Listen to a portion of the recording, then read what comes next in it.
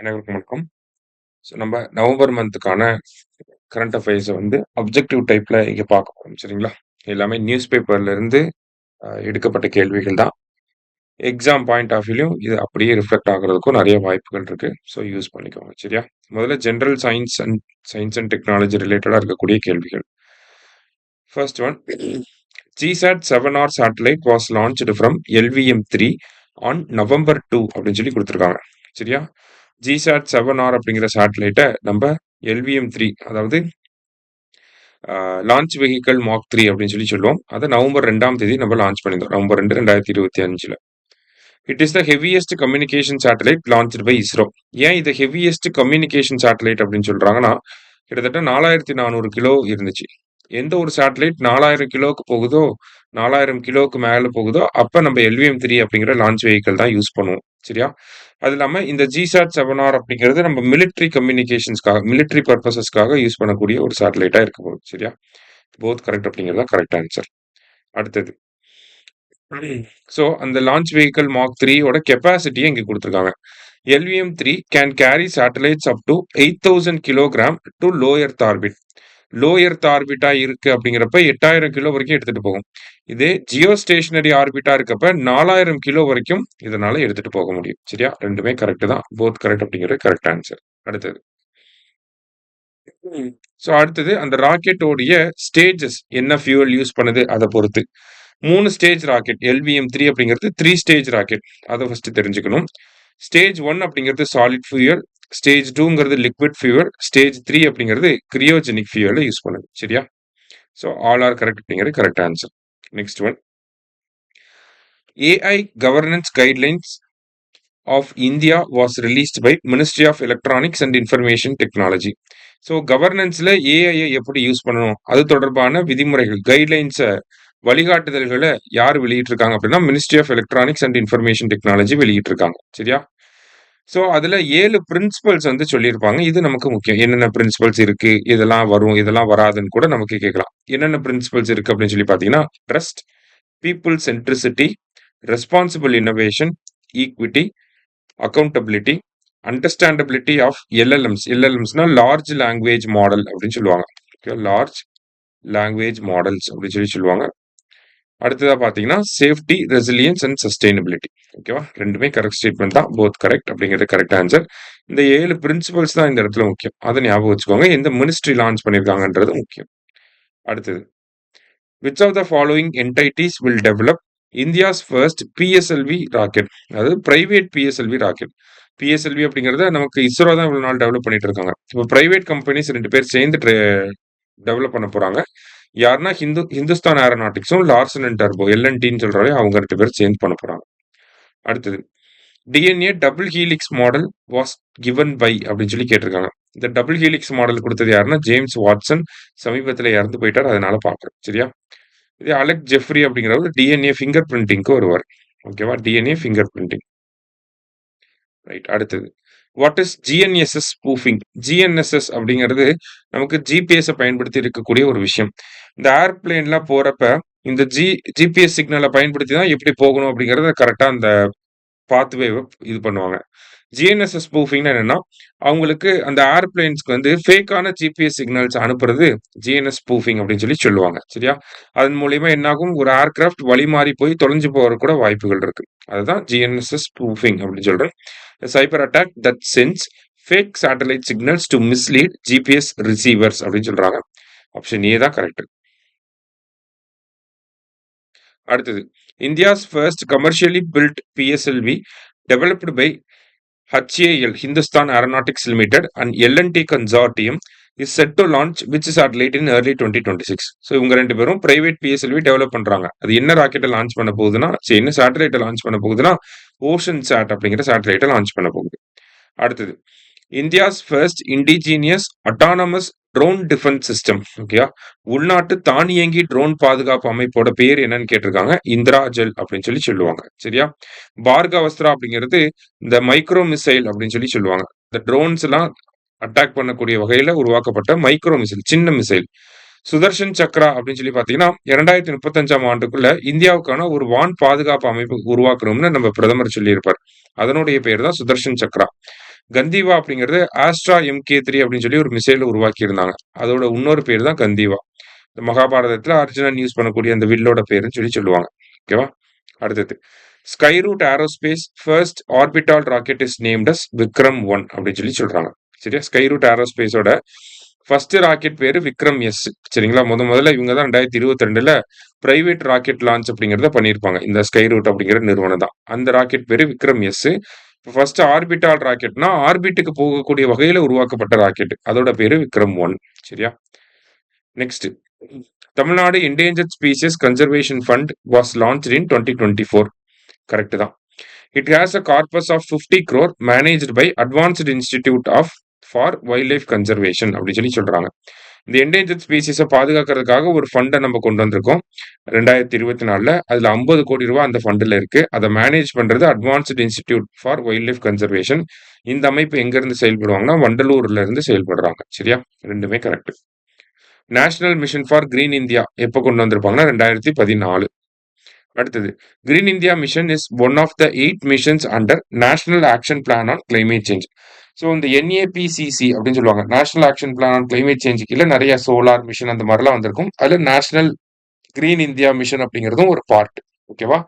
அதோட எய்ம் என்ன அப்படின்னு சொல்லி பார்த்தீங்கன்னா இப்போ அதோட எய்மை மறுபடியும் மாத்திருக்காங்க. அதனாலதான் நியூஸ்ல பாக்குறோம். It aims to restore 250 million hectares of degraded forest and non-forest land by 2030. ஓகேங்களா? It aims to restore 25 million hectares of degraded ஃபாரஸ்ட்டை வந்து ரீஸ்டோர் பண்ணணும் அப்படின்னு சொல்லி அதோட டார்கெட் பை 2030. ஓகேவா? போத் கரெக்ட் அப்படிங்கிறது கரெக்ட் ஆன்சர்.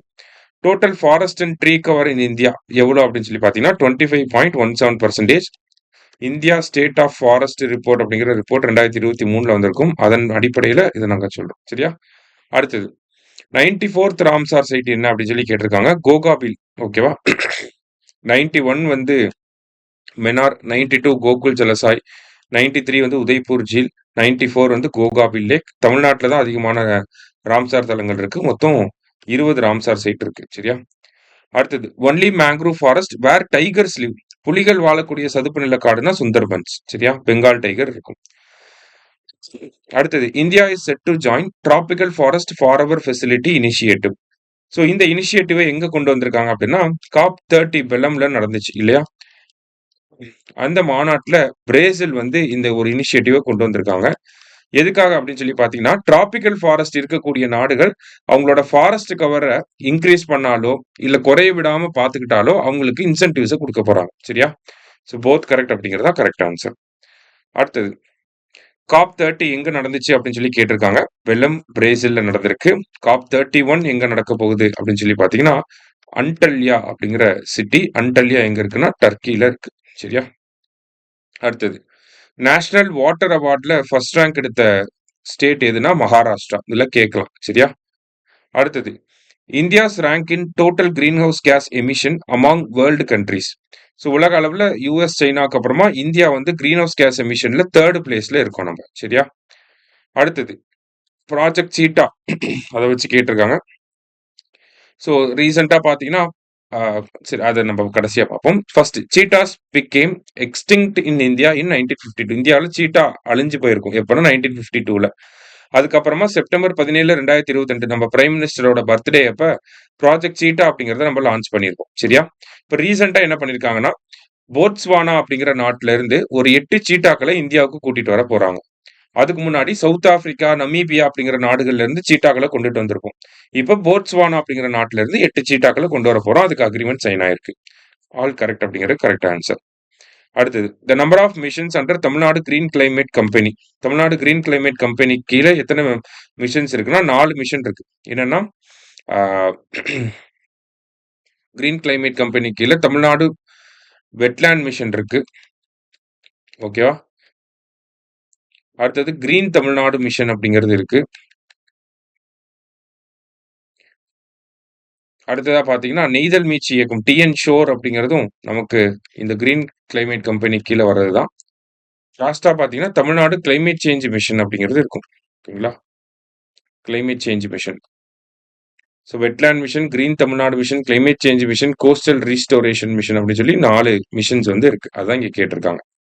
அடுத்தது Mokolodi natural reserve is located in Botswana. இங்க இருக்கக்கூடிய சீட்டாவை தான் நம்ம இந்தியாவுக்கு கொண்டு வர போறோம். சரியா?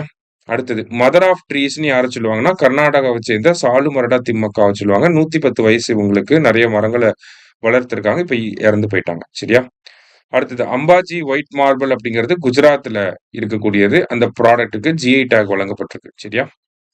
ஸோ ஜிஐ டேக் பொறுத்த வரைக்கும் தமிழ்நாட்டில் மொத்தம் 74 ஜிஐ டேக் ப்ராடக்ட் இருக்கு. இந்தியாவிலேயே அதிகமாக உத்தரப்பிரதேசில் தான் ஃபர்ஸ்ட், தமிழ்நாடு வந்து செகண்ட் பிளேஸ்ல இருக்கும்.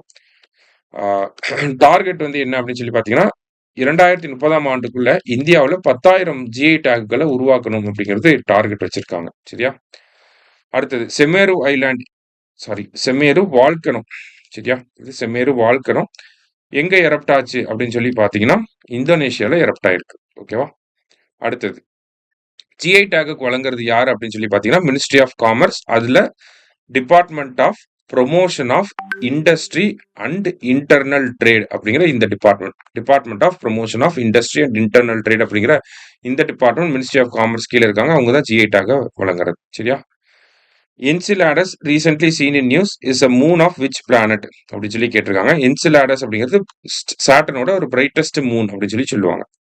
அடுத்தது Paris agreement was adopted by 195 parties at UN climate change conference COP21 in Paris, France on 12th December 2015.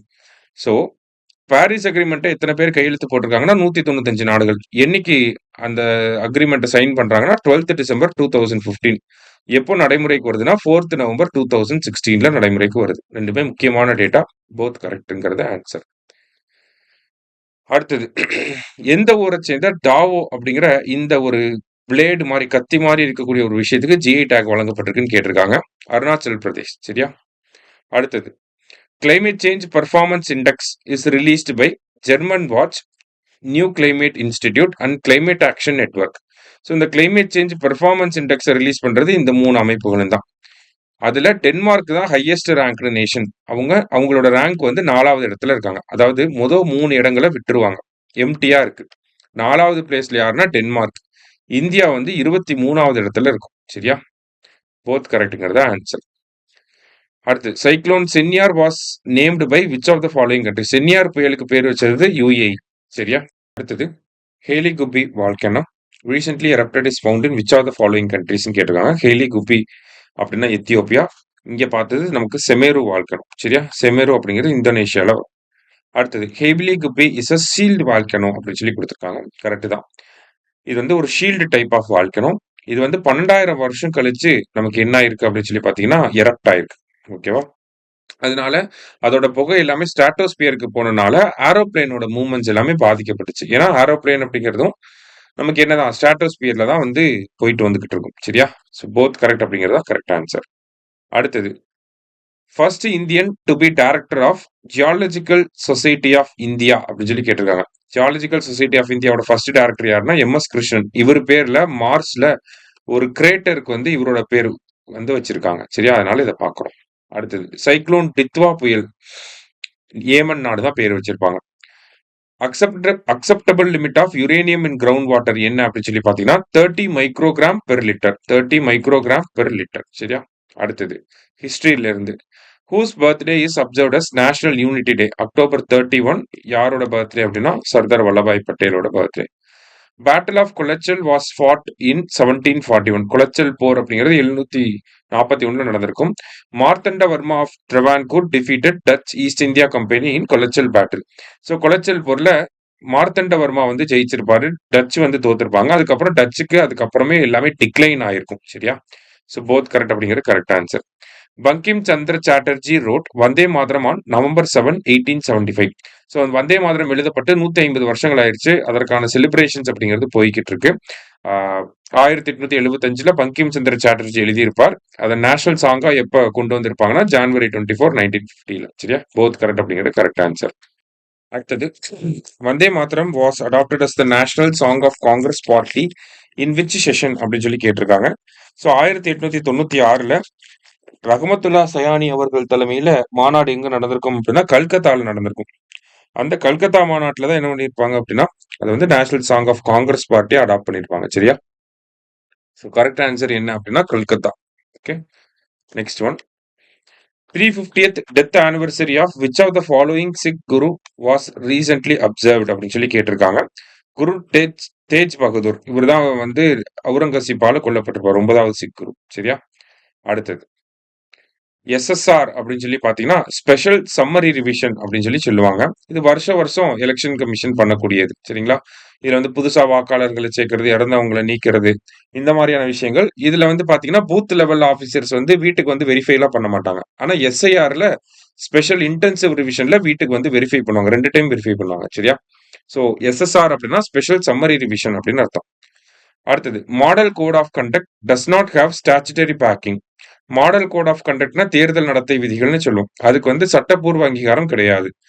The model code of conduct operates from date of announcement of election schedule by election commission till the declaration of election result அப்படின்னு சொல்லி கொடுத்திருக்காங்க. அதாவது தேர்தல் தேதி announce பண்ணதுல இருந்து election முடிவுகள் வெளியாகக்கூடிய நாள் வரைக்கும் அந்த தேர்தல் நடத்தை விதிகள் அமல்ல இருக்கும். சரியா? போத் கரெக்ட்ங்கிறது ஆன்சர்.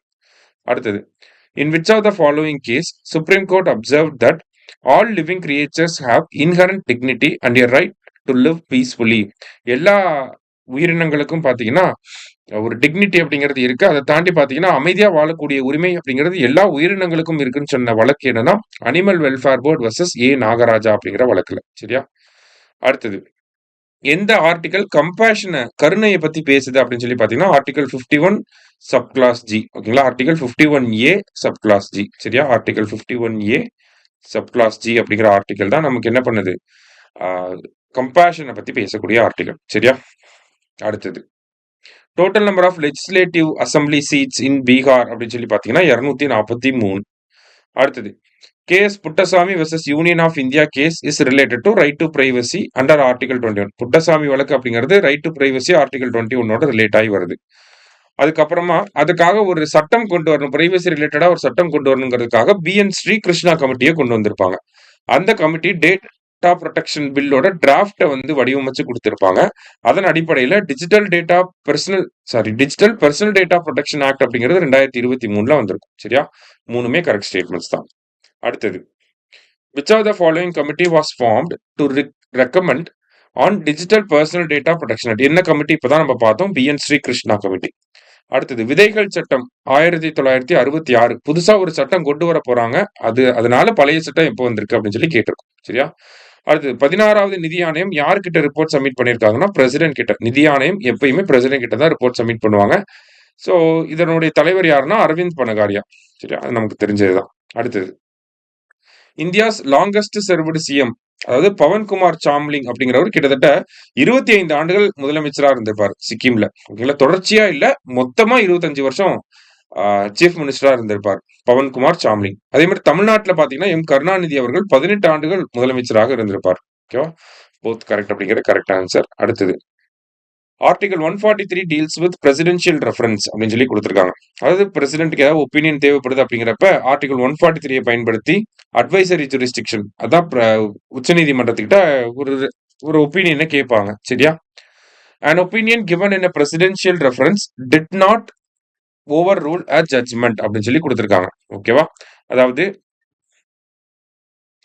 ஒரு பிரசிடென்ஷியல் ரெஃபரன்ஸ்க்கு கீழே கொடுக்கக்கூடிய ஒப்பீனியன் அப்படிங்கிறது ஜட்ஜ்மெண்ட்டை ஓவர் ரைட் பண்ணுமா, அதை மாத்தி தருமா அப்படின்னு சொல்லி பார்த்தா அதை மாத்தாது. ஓகேங்களா? அதை மீறாது. சரியா? ஸோ ரெண்டுமே கரெக்ட் ஸ்டேட்மெண்ட் தான். போத் கரெக்ட் அப்படிங்கிறது கரெக்ட் ஆன்சர். அடுத்தது appointment of chief justice of இந்தியாவோட ஆர்டிகல் என்ன? இப்ப சூரியகாந்த் அப்படிங்கிறவர் 53வது சீஃப் ஜஸ்டிஸா வந்திருக்காரு. ஆர்டிகல் பாத்தீங்கன்னா 124 சப் கிளாஸ் 2. அடுத்தது which article deals with power of president to make regulations for certain union territories. So union பிரதேசங்கள் குறிப்பா சட்டமன்றம் இல்லாத யூனியன் பிரதேசங்களுக்கு பிரசிடென்ட் கிட்ட தான் அதிகாரம் இருக்குன்னு சொல்லக்கூடிய ஆர்டிகல் தான் 240. சரியா? அடுத்தது personality rights in India comes under which article of Indian constitution. Personality right அதாவது பாத்தீங்கன்னா இது வந்து பிரைவசியோடய ரிலேட் ஆகி வரும். ஓகேவா? இப்போ ஒரு நடிகர் இருக்கார் அப்படின்னா அவரோட நடிகரோட இமேஜ், அவருடைய வாய்ஸ், ஒரு பாடகர் இருக்காருன்னா அவரோட வாய்ஸ், இதெல்லாமே பாத்தீங்கன்னா பெர்சனாலிட்டி ரைட்ஸ்குள்ள வரும். அது ஆர்டிகல் 21க்கு கீழே இந்தியாவில் இருக்கு. சரியா? அடுத்தது how many curated roots are available under trek Tamil Nadu initiative. அதாவது இந்த ட்ரெக்கிங்காக தமிழ்நாடு இந்த ட்ரெக் தமிழ்நாடு இனிஷியேட்டிவ் அப்படிங்கிறத டூரிசம் ரிலேட்டடா கொண்டு வந்திருப்பாங்க. அதுல ட்ரெக்கிங் போறதுக்காக தமிழக அரசாங்கத்தால அனுமதிக்கப்பட்ட பாதைகள், வழித்தடங்கள் அப்படின்னு பார்த்தா மொத்தம் 40. சரியா? அடுத்தது. The annual financial debt accumulated by Indian household has grown faster than their annual asset. ஓகேங்களா? அதாவது இந்திய குடும்பங்கள்ல சொத்து சேர்த்து வைக்கிறத விட கடன்கள் அதிகமாயிட்டே போகுது அப்படின்னு சொல்லி சொல்றாங்க. ஃபர்ஸ்ட் ஸ்டேட்மெண்ட் கரெக்ட் தான். Mutual funds has emerged as the popular instrument for household to invest their money. இப்போ பாப்புலரா எதுல எல்லா மக்களும் இன்வெஸ்ட் பண்றாங்கன்னா மியூச்சுவல் ஃபண்ட்ஸ்ல இன்வெஸ்ட் பண்றாங்க அப்படின்னு சொல்லி கொடுத்திருக்காங்க. ரெண்டுமே கரெக்ட் தான். அடுத்தது. DAS is a financial levy imposed by government on vehicles or sources that contribute to environmental pollution. அதாவது வெஹிக்கிள் மேல இல்ல எங்க இண்டஸ்ட்ரீஸ் மேல எங்கெல்லாம் வந்து பொல்யூஷன் யாரெல்லாம் பண்றாங்களோ அவங்க மேல போடக்கூடிய ஒரு வரி பேர் தான் கிரீன் டாக்ஸ் அப்படின்னு சொல்லி சொல்லுவாங்க. சரியா? அடுத்தது. இப்போ உத்தரகாண்ட் கவர்மெண்ட் ரீசெண்டா கிரீன் டாக்ஸ் போட்டிருப்பாங்க. அடுத்தது. Prime minister has launched research development innovation scheme with a corpus of 1 lakh crore. RDI அப்படிங்கிற ஸ்கீமை நம்ம பிரதமர் வந்து கொண்டு வந்திருக்காரு. அதனுடைய ஃபண்டிங் பார்த்தீங்கன்னா 1,00,000 கோடி. எதுக்காக அப்படின்னா பிரைவேட் செக்டார் வந்து ரிசர்ச் டெவலப்மெண்ட் இனோவேஷன்ல பார்ட்டிசிபேட் பண்ணணும், அதை அதிகரிக்கணும், அவங்களுக்கு ஃபண்டிங் கொடுக்கணும் அப்படிங்கிறதுக்காக. சரியா? போத் கரெக்ட்டுங்கிறதா கரெக்ட் ஆன்சர். அடுத்தது. Chairperson of Namma school Namma Oor பள்ளி இனிஷியேட்டிவ் யாருன்னா வேணு ஸ்ரீனிவாசன். விஸ்வநாதன் ஆனந்த் வந்து இந்த ஸ்கீமோட அம்பாசிடர். சரியா? Next one. TAEI அதோட ஃபுல் ஃபார்ம் என்னன்னா Tamil Nadu accident and emergency care initiative. இதெல்லாம் முக்கியமான ஒரு விஷயம் பார்த்து வச்சுக்கோங்க. Tamil Nadu accident and emergency care initiative. அடுத்தது. Chief minister will launch Anbucholai scheme from Trichy. திருச்சியில இருந்து அன்புச்சோலை அப்படிங்கிற திட்டத்தை கொண்டு வந்தாரு. தமிழ்நாடு ஃபுல்லா 25 அன்புச்சோலை மையங்கள் இருக்கு. சரியா? Both correct. அடுத்தது. இந்தியாவோட யூபிஐயை எவ்வளவு நாடுகள் பயன்படுத்துறாங்க அப்படின்னு சொல்லி பாத்தீங்கன்னா முதல்ல பூட்டான்ல கொண்டு வந்திருப்பாங்க. அப்புறம் பிரான்ஸ், UAE அந்த மாதிரி நிறைய நாடுகள்ல இருக்கு. மொத்தம் எத்தனை நாடுகள் அப்படின்னா 8 நாடுகள். சரியா? Next. First central pay commission was set up in 1946. ஓகேங்களா? பே கமிஷன் அப்படிங்கிறது முதல்ல 1946ல கொண்டு வந்திருப்பாங்க. Pay commissions are set up in India by an executive order அப்படின்னு சொல்லி கொடுத்திருக்காங்க. ஓகேவா? சோ கேபினட்டோட முடிவின்படி ஒரு எக்ஸிகியூட்டிவ் ஆர்டர் மூலியமா நமக்கு பே கமிஷனை செட்டப் பண்றாங்க. சரியா? அதுக்காக என்ன பண்றது இல்ல, நம்ம தனியா பிரசிடென்ட் அப்பாயிண்ட் பண்றாங்க அந்த மாதிரிலாம் கிடையாது. எக்ஸிகியூட்டிவ்ஸே இதை பண்ணிடுவாங்க. சரியா? கேபினட்டோட முடிவை பேஸ் பண்ணி தான். அடுத்தது. The chief minister launched Anbucholai scheme from which district அப்படின்னு சொல்லி கேட்டிருக்காங்க. திருச்சியில இருந்து லான்ச் பண்ணியிருக்காரு. அடுத்தது. How many defence public sector undertakings are there India? Defence ரிலேட்டடா பப்ளிக் செக்டார் யூனிட்ஸ் எவ்வளவு இருக்குன்னா 16 இருக்கு. சரியா? அடுத்தது. பிசினஸ் ரிஃபார்ம் ஆக்ஷன் பிளான் எப்போ கொண்டு வந்திருப்பாங்கன்னா 2014-15. இதுல தமிழ்நாடு டாப் ஸ்டேட்டா இருக்காங்க. அடுத்தது. Which district in Tamil Nadu secure top rank in south zone in national Water Award? அதாவது தென் மண்டலத்துல நேஷனல் வாட்டர் அவார்ட்ல எந்த மாவட்டம் முதலிடத்துல இருக்கு அப்படின்னா திருநெல்வேலி மாவட்டம். சரியா? அடுத்தது. பாத்தீங்கன்னா Balapuram in Tiruvallur district secure 3rd rank among village panchayat in national water awards அப்படின்னு சொல்லி கொடுத்திருக்காங்க. திருநெல்வேலியில் இருக்கக்கூடிய பாலபுரம் அப்படிங்கிற வில்லேஜ் பஞ்சாயத்து பாத்தீங்கன்னா நேஷனல் வாட்டர் அவார்ட்ல 3rd ரேங்க் வந்து எடுத்திருக்கு. சரியா? Coimbatore secured 2nd rank in south zone for water conservation measures. அதாவது வாட்டர் கன்சர்வேஷன் ரிலேட்டடா இருக்கக்கூடிய ரேங்கிங்ஸ்ல தென் மண்டலத்துல கோயம்புத்தூர் 2வது இடத்துல இருக்கு. சரியா? ரெண்டுமே கரெக்ட் தான், எல்லாம் ஞாபகம் வச்சுக்கோங்க. சரியா? அடுத்தது. TB insurance rate in India as per global TB report. இந்த குளோபல் டிபி ரிப்போர்ட்டை WHO வெளியிடுறாங்க. அதன்படி டிபி இன்சூரன்ஸ் ரேட் ஒரு வருஷத்துக்கு எவ்வளவு பேருக்கு டிபி வருது அப்படின்னு சொல்லி பாக்குறப்ப 21% இந்தியாவில் இருக்கு. சரியா? அடுத்தது. Which of the following scheme is aimed at early identification of diabetic foot complications? So இந்த சக்கரை நோய் வந்துச்சு அப்படின்னா காலில் இருக்கக்கூடிய பிரச்சனைகளை பத்தி நமக்கு தெரியும். அதற்காக பாதம் பாதுகாப்பம் அப்படிங்கிற திட்டத்தை தமிழக அரசாங்கம் கொண்டு வந்திருந்தாங்க. அடுத்தது. Flexible inflation targeting was introduced by RBI in 2016. It is reviewed every 5 years அப்படின்னு சொல்லி கொடுத்திருக்காங்க. அதாவது இன்ஃப்ளேஷனுக்கு இப்போ கரண்டா இருக்கக்கூடிய பர்சன்டேஜ் பார்த்தீங்கன்னா 4 + or -2 அப்படின்னு சொல்லி சொல்லுவாங்க. அதாவது 2%ல இருந்து 6% வரைக்கும் இந்த இன்ஃப்ளேஷன் அப்படிங்கிறது இருக்கலாம். சரியா? 2%ல இருந்து 6% வரைக்கும் இன்ஃப்ளேஷன் இருக்கலாம். இதை வந்து 5 years ஒன்ஸ் ரிவ்யூ பண்ணுவாங்க. அதன்படி 2016ல ஃபர்ஸ்ட் கொண்டு வந்தாங்க. அடுத்தது 2021ல கொண்டு வந்திருப்பாங்க. அந்த 2021ல வந்தது தான் இந்த 4 + or -2 அப்படிங்கிறது. இதுக்கப்புறம் அடுத்த வருஷம் 2026ல இதை சேஞ்ச் பண்ணுவாங்க. சரியா? ஸோ 3மே கரெக்ட் ஸ்டேட்மெண்ட் தான். அடுத்தது, first state in India to provide food for sanitation workers. அதாவது தூய்மை பணியாளர்களுக்கு நமக்கு என்ன பண்றோம்? உணவு வழங்கக்கூடிய திட்டத்தை தமிழ்நாடு அரசாங்கம் தான் கொண்டு வந்திருக்காங்க. சரியா? அடுத்தது, on which day food for sanitation workers scheme will be expanded all over Tamil Nadu. First சென்னையில மட்டும் கொண்டு வந்தாங்க. தமிழகம் முழுவதா எப்ப கொண்டு வர போறாங்கன்னா டிசம்பர் 6ல இருந்து. சரியா? அடுத்தது, chairperson of 16th Finance Commission Arvind Panagariya. ஓகேவா? அடுத்தது, அதுல இருக்கக்கூடிய மெம்பர்ஸ்லாம் பாத்தீங்கன்னா ஆனி ஜார்ஜ் மேத்யூ, மனோஜ் பாண்டா, சௌமிய கந்தி கோஷ், ரவி சங்கர், இவங்க எல்லாமே அதோட மெம்பர்ஸா இருக்காங்க. செக்ரட்டரி யாருன்னா ரித்விக் பாண்டே வந்து செக்ரட்டரியா இருக்காரு. சரியா? போத் கரெக்ட் அப்படிங்கிறது தான் கரெக்ட் ஆன்சர். அடுத்தது, on which date did Tamil Nadu Chief Minister announced state honors for individuals who donate organs? அதாவது உறுப்பு தானம் பண்றவங்களுக்கு அரசு மரியாதையோட அடக்கம் செய்யப்படும் அப்படிங்கிற இந்த அனௌன்ஸ்மெண்ட்டை முதலமைச்சர் எப்ப சொல்லியிருப்பார் அப்படின்னா 23 செப்டம்பர் 2023ல. அடுத்தது, அண்ணல் Ambedkar Overseas scholarship scheme for higher education எதுக்காக அப்படின்னு சொல்லி பாத்தீங்கன்னா ஷெட்யூல்டு காஸ்ட் ஷெட்யூல்டு ட்ரைப் கேண்டிடேட்ஸ்லாம் இருப்பாங்க இல்லையா, அவங்க வெளிநாடுகளில் போய் படிக்கிறதுக்காக இந்த திட்டம் கொண்டு வந்தாங்க. அந்த திட்டத்துக்கு கீழே ஆண்டு வருமானம் 12 லட்ச ரூபாய் இருக்கக்கூடிய ஒரு குடும்பத்தில இருந்து ஒரு நபர் வராரு அப்படின்னா அவங்க வெளிநாட்டுல போய் படிக்கிறதுக்கு 36 லட்சம் வரைக்கும் ஒரு வருஷத்துக்கு அரசாங்கம் செலவு பண்ணுவாங்க. சரியா? போத் கரெக்டுங்கிறத ஆன்சர். அடுத்தது, national action plan on antimicrobial resistance 2017ல வந்திருக்கும். இப்ப அடுத்த இதோடைய 2.0 அப்படிங்கறத இப்ப லான்ச் பண்ணிருக்காங்க 2025 to 2029. சரியா? அடுத்தது, சென்ட்ரல் கவர்மெண்ட் என்ன பண்ணிருக்காங்க? 29 லேபர் லாஸ 4 சட்டங்களா கொண்டு வந்திருக்காங்க. அந்த நாளோட பேரும் முக்கியம். Code on Wages 2019, Industrial Relation Code 2020, Social Security 2020, Occupational Safety Health and Working Condition Code 2020. சரியா? அப்படியே மனப்பாடம் பண்ணிடுங்க. அடுத்தது, Tamil Nadu has established a center for heat resilience within the Tamil Nadu Green Climate Company in partnership with which of the following country? அதாவது heat ரெசிலியன்ஸ்க்காக ஒரு மையத்தை உருவாக்கியிருக்காங்க தமிழ்நாடு கிரீன் கிளைமேட் கம்பெனிக்கு கீழே. அது எந்த நாடோட சேர்ந்து பண்ணியிருக்காங்கன்னா யுனைடெட் கிங்டமோட சேர்ந்து பண்ணியிருக்காங்க. அடுத்தது, which institution recently released a report on water budgeting in aspirational blocks in India? So இந்த ரிப்போர்ட்டை யார் ரிலீஸ் பண்ணியிருக்காங்கன்னா நித்தி ஆயோக். சரியா? அடுத்தது, the helpline number launched by National Commission for Women to provide immediate assistance and support to women in distress.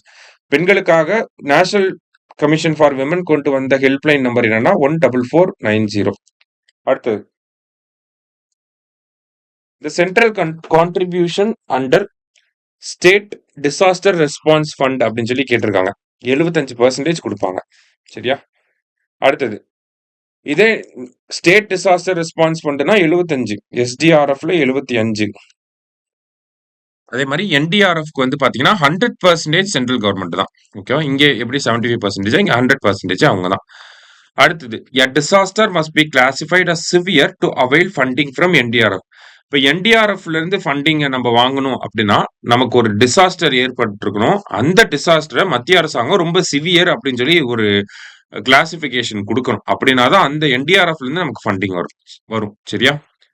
அடுத்தது, labour loss இன் India comes under concurrent list. இப்ப பார்த்தோம் 4 labour loss கொண்டு வந்திருந்தாங்க. அது எல்லாமே கன்கரண்ட் லிஸ்ட்ல வரக்கூடிய ஒரு விஷயம் தான்.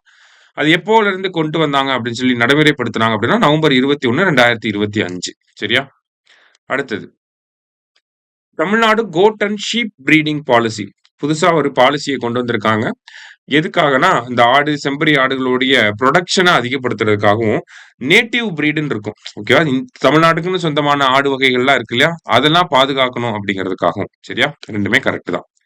அடுத்தது, இப்ப இந்த நேட்டிவ் பிரீடுலாம் என்ன அப்படின்னு சொல்லி கொடுத்துருக்காங்க. இப்ப ஷீப்னா செம்பரி ஆடு, Mecheri, Kilakarsal, Vembur, Coimbatore, Madras red, Ramnad white, Kachaikatti black, Nilgiri, Trichy black, Chevaadu, இதெல்லாம் வந்து பாத்தீங்கன்னா செம்பரி ஆட்டு இனங்கள். இதே கன்னியாடு, கொடியாடு, சேலம் கருப்பு இதெல்லாமே அங்கீகரிக்கப்பட்ட தமிழ்நாட்டுக்குன்னு சொந்தமான ஆடு இனங்கள். சரிங்களா? ரெண்டுமே சரிதான். அடுத்தது, வள்ளலார் இன்டர்நேஷனல் கான்ஃபரன்ஸ் எப்ப நடக்க போகுது, எங்க நடக்க போகுது அப்படின்னு பாத்தீங்கன்னா நமக்கு சென்னையில வந்து நடக்க போகுது. சரியா? அடுத்தது, தமிழ் லெக்சிகோகிராஃபி டே எப்போ அப்படின்னு பாத்தீங்கன்னா நவம்பர் 8. சரியா? நெக்ஸ்ட் ஒன், அன்பை விதைப்போருக்கு அன்பே கிட்டும் அப்படிங்கிற உயர்ந்த சிந்தனையை வெளிப்படுத்தக்கூடிய நூல் எது அப்படின்னு பாத்தீங்கன்னா தேம்பாவணி. ஓகேவா? இல்ல அந்த வீரமா முனிவருடைய பர்த்டேவை ரிலேட் பண்ணி வர்றது. நவம்பர் 8ங்கிறது அவரோட பர்த்டேவ தான் நம்ம லெக்சிகோகிராஃபி டேன்னு சொல்றோம். அது ரிலேட் பண்ணி தான் தேம்பாவணிய நம்ம பார்க்கிறோம். சரியா? அடுத்தது செவாலியர் விருது யாருக்கு வழங்கப்பட்டிருக்கு சமீபத்தில அப்படின்னு சொல்லி பார்த்தீங்கன்னா, தோட்டாதரணி. இவர் வந்து ஒரு கலை இயக்குனர். அவருக்கு வழங்கப்பட்டிருக்கு. முதல்ல அந்த செவாலியர் விருது தமிழ்நாட்டுல யாருக்கு வழங்கப்பட்டுச்சு அப்படின்னா, சிவாஜி கணேசன் அவர்களுக்கு வழங்கப்பட்டுச்சு. அதுக்கப்புறமா கமலஹாசன், இப்போ தோட்டாதரணி அவர்களுக்கு. அடுத்தது during an excavation at Berenice in 1995, archaeologists unearthed a portrait bearing the Tamil Brahmins text கொர்பூமன் அப்படின்னு சொல்லி கொடுத்திருக்காங்க. இந்த வார்த்தை பொறிக்கப்பட்ட ஒரு ஒரு பானையை வந்து எங்க பெர்னிக்கில கண்டுபிடிச்சிருக்காங்க. எப்பனா 1995ல. இது ஸ்கூல் புக்லயே இருக்கு. ஆனா இந்த வார்த்தை வந்து இருக்காது. கொர்ரபூமன் அப்படிங்கிற வார்த்தை. சரியா? அடுத்தது excavations at Quseir al Qadim yielded potsherds bearing Tamil Brahmi text Kanan and Kattan. இது நமக்கு ஸ்கூல் புக்லயே இருக்கக்கூடிய ஸ்டேட்மெண்ட். சரியா? போத் கரெக்ட்ங்கிறது கரெக்ட் ஆன்சர். அடுத்தது இலக்கிய மாமணி விருது யாருக்கு வழங்கப்பட்டிருக்கு அப்படின்னா ஞானசுந்தரம், அடுத்தது காமராசு, அடுத்தது சோமசுந்தரம் என்ற கலாப்பிரியா. இவங்க 3 பேருக்குமே வந்து வழங்கப்பட்டிருக்கு. ஸோ ஆல் தி அபவ் அப்படிங்கிறது ஆன்சர். அடுத்தது which of the following was the first district to be created after state reorganization in Tamil Nadu? மாநிலங்கள் மறுசீரமைப்புக்கு பிறகு உருவாக்கப்பட்ட ஒரு மாவட்டம் எதுனா தருமபுரி. சரியா? Next real name of poet Erode Tamilanban என்ன அப்படின்னு சொல்லி பாத்தீங்கன்னா ஜெகதீசன் அப்படிங்கிறது. இவர் இறந்துட்டாரு இப்ப ரீசெண்டா. அவருடைய ரியல் நேம் என்ன அப்படின்னு சொல்லி பாத்தீங்கன்னா ஜெகதீசன். ஆனா ஈரோடு தமிழன்பன் அப்படிங்கிறது அவரோட அந்த பெண் நேம். அவர் வந்து வணக்கம் வள்ளுவா அப்படிங்கிற புத்தகத்துக்காக 2004ல சாகித்ய அகாடமி விருது வாங்கியிருப்பார். ரெண்டுமே கரெக்ட் தான். சரியா? அடுத்தது Maveeran Pollan served as commander in the army of Dheeran Chinnamalai. Dheeran சின்னமலையோட படையில இருந்தவர் தான் மாவீரன் பொல்லன். அவருக்கு இப்ப சமீபத்துல அந்த முடக்குறிச்சி அப்படிங்கிற பகுதியில ஒரு சிலையை நிறுவியிருக்காங்க தமிழக அரசாங்கம். வள்ளலார் இன்டர்நேஷனல் கான்ஃபரன்ஸ் சென்னையில நடக்க போகுது. சரியா? அடுத்தது India signed 10-year defence pact with which of the following country. அமெரிக்காவோட நம்ம 10 ஆண்டு பாதுகாப்பு ஒப்பந்தம் போட்டிருக்கோம். அடுத்தது Karthika who recently won gold medal in 3rd Asian Youth Games belongs to which sport. Karthika அப்படிங்கிறவங்க கபடி விளையாட்டை சேர்ந்தவங்க. கோல்டு மெடல் வின் பண்ணியிருக்காங்க. 3rd ஏசியன் யூத் கேம்ஸ் எங்க நடந்துச்சு அப்படின்னா மனாமா அப்படிங்கிற சிட்டில நடந்துச்சு. சரியா? மனாமா அப்படிங்கிறது நமக்கு பஹ்ரைன்ல இருக்கு. சரியா? அடுத்தது 32nd அப்பக் சமிட் எங்க நடந்துச்சுன்னா கியாங்சு சவுத் கொரியால நடந்துச்சு. 33rd அடுத்த வருஷம் எங்க நடக்க போகுதுன்னா சைனால ஜென்சன் அப்படிங்கிற சிட்டில நடக்க போகுது. சரியா? அடுத்தது which of the following city has been added to UNESCO creative cities network. Lucknow வந்து யுனெஸ்கோவோட கிரியேட்டிவ் சிட்டிஸ் நெட்வொர்க்ல ஆட் பண்ணியிருக்காங்க. சரியா? அடுத்தது வேர்ல்ட்ஸ் லார்ஜஸ்ட் மியூசியம் எங்க ஓபன் பண்ணிருக்காங்கன்னா எகிப்துல வந்து ஓபன் பண்ணிருக்காங்க. சரியா? எங்க அப்படின்னு சொல்லி பாத்தீங்கன்னா எகிப்த். அடுத்தது which of the following team won 13th women's ODI world cup. Women's ODI world cup யார் வின் பண்ணிருக்காங்கன்னா இந்தியா தான் வின் பண்ணிருக்காங்க. இல்லையா? ஃபர்ஸ்ட் டைமா இந்தியா வின் பண்ணிருக்காங்க. ஓகேவா?